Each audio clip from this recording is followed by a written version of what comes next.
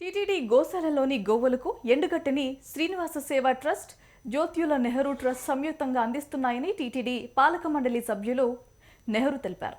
50 లారీల ఎండుగడ్డిని ఇవ్వాలని అనుకున్నామని చెప్పారు. అందులో భాగంగా 3 విడతల్లో 34 లారీల్లో ఎండుగడ్డిని అందించామన్నారు. కాకినాడ నుంచి గడ్డిని తీసుకొచ్చామని, మిగిలిన 16 లారీల ఎండుగడ్డిని సైతం 35 రోజుల్లో అందిస్తామని తెలిపారు.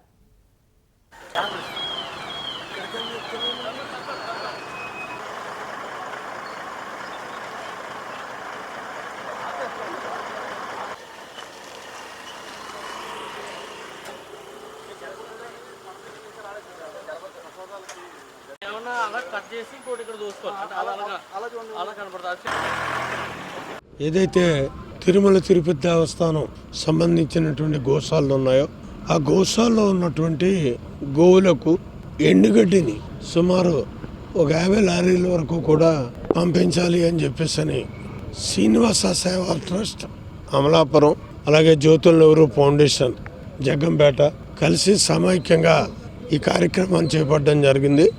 అందులో భాగంగా గత 3 దఫాలుగా 3 సార్లు 26 లారీలుగా ఒట్టిగడ్డిని పంపించడం జరిగింది.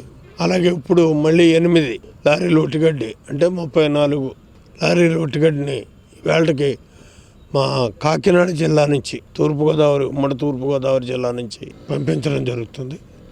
ఇది 50 లారీలు కూడా మిగిలిన 16 లారీలు తొందరలో 10 రోజుల్లో పంపించడం జరుగుతుంది. ప్రస్తుతం ఈ పలమనేరు వెళ్తున్నాయి. ముందు 2 ట్రిప్పులు మనకి ఇక్కడ ఈ డైరీలో, స్థానిక డైరీలో, పద్మావతి డైరీలో వేయడం ఎస్విఎస్. తర్వాత రేపు వచ్చేవి కూడా పలమనేరే ఎక్కువ ప్రిఫర్ చేస్తాం.